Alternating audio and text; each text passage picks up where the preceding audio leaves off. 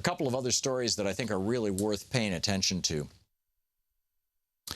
The U.S. and North Korea are on a collision course, according to China, at the same time that in South Korea, the president, Park Geun-hye, was just kicked out.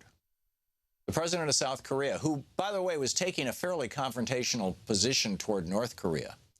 And in all probability, she is going to be replaced by a fellow who wants to actually improve relations with North Korea and, slow it down a little bit. She has 60 days to leave office. Or, excuse me, she has to leave office now. A presidential election will be held within the next 60 days. And the BBC has a really good piece on this. South Korean President Park Geun-hye ousted by court, and the first democratically elected leader to be forced from office. This, in fact, she's facing criminal charges. And her friend Choi, Ms. Choi is also looking at criminal charges.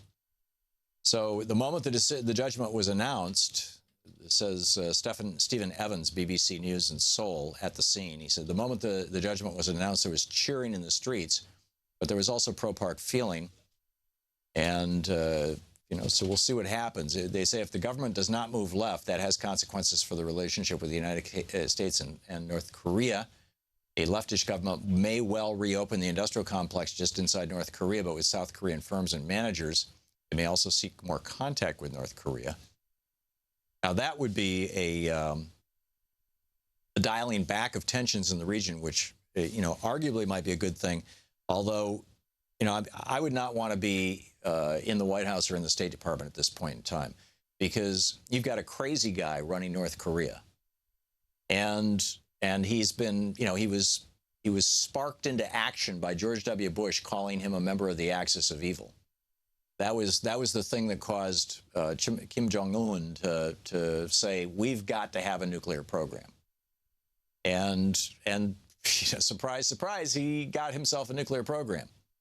And now China is telling the Trump administration, if you guys put an anti-ballistic missile system into South Korea that can intercept North Korean missiles, it can also intercept Chinese missiles, and we consider that an illegal infringement in our territory and our right to fight a war if need be.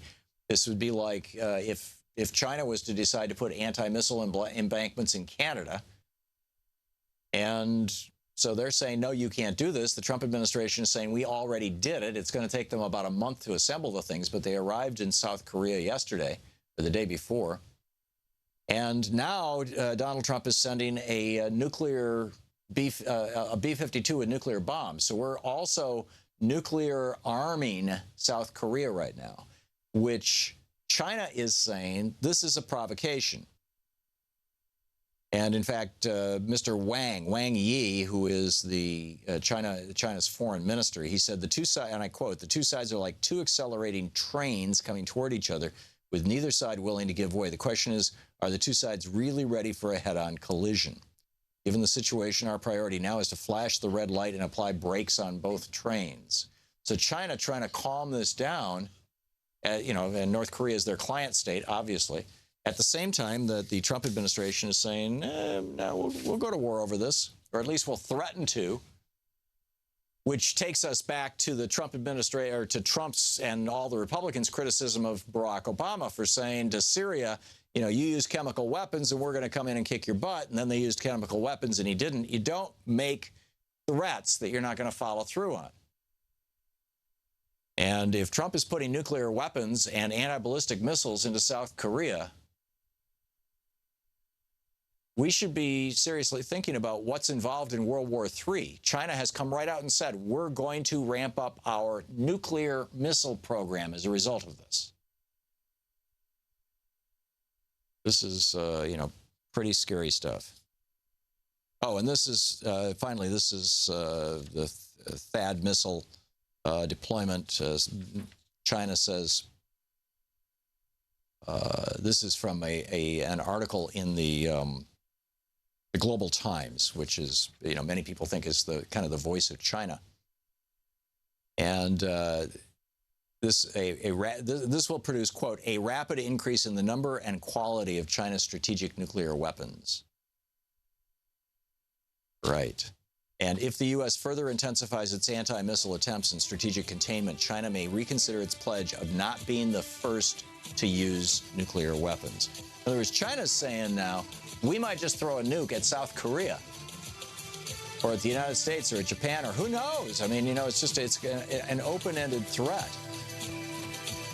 And we've got a guy in the White House who really doesn't pay good attention to things. I'm concerned. Are you?